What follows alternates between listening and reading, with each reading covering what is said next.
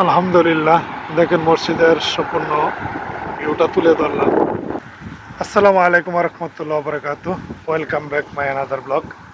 আজকে ছুটির দিন, বাইরে আসলাম। প্রচুর বাতাস, দেখেন প্রচুর বাতাস। বাতাসের কারণে বাইরে আসতে পারি না, তাই আর নতুন করে ভিডিও তৈরি করতে পারি না। তাই আজকে এই বাতাসের মধ্যেও আসলাম শুধুমাত্র ভিডিও বানানোর জন্য। এত বাতাস, মনে হয় যে বাংলাদেশের তুফান হইলে যেরকম বাতাস, ঠিক সেই রকম বাতাস।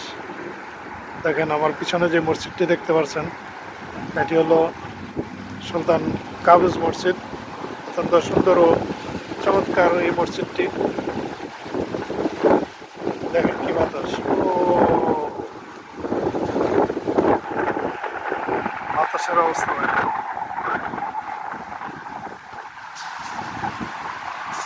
তুফানের মতো বাতাস।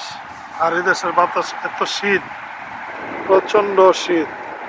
আপনার এই দেশে কিন্তু সাধারণত শীত পড়ে না। তো আমার মানে 9 বছর ভিতরে আমি এরকম বাতাস দেখিনি। এই বছর দেখেন কি পরিমাণ বাতাস।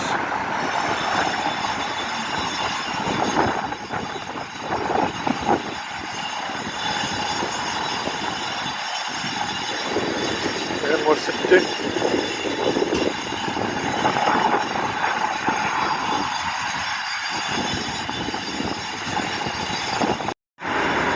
এই গার্ডেনের কাজগুলো করে থাকে সাধারণত আমাদের বাংলাদেশি ইন্ডিয়ানিরা বাইরা। তো দেখেন এই গাছটিকে তারা হাতের মাধ্যমে কত সুন্দর করে কাটিং করেছে। দেখেন এই একটা গাছ, এইভাবে আরও আছে। দেখেন সামনে আসলে মানুষের হাতের ছোঁয়া পেলে যে কোনোই সৌন্দর্যে পরিণত হয়। দেখেন অত্যন্ত সুন্দর ও চমৎকার ভাবে কাটিং করা হয়েছে। এই হলো গাছ, এই হলো আপনার সম্পূর্ণ গাছ। এরকম আরও বহুত গাছ আছে। দেখেন এই সবগুলোই আমাদের বাংলাদেশি ভাইরা করে থাকেন। এটাকে বলা হয় গার্ডেনের কাজ। অত্যন্ত দক্ষ হাতের কাটিংয়ের মাধ্যমে তারা এই গাছটাকে এরকম সৌন্দর্যের রূপ দিয়ে থাকেন।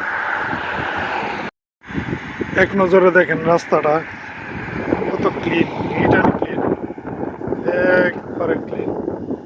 আর আপনার সাইডে দিয়ে দেখেন আইল্যান্ড, তারপরে আপনার গাছপালা লাগানো হয়েছে।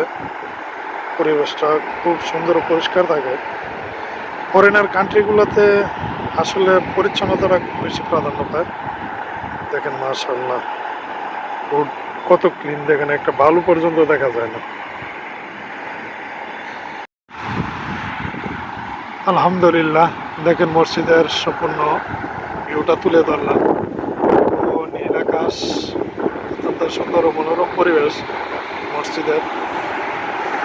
নীল আকাশের নিচে অনেক সুন্দর একটা ভিউ। দেখেন মাশাআল্লাহ, অসাধারণ।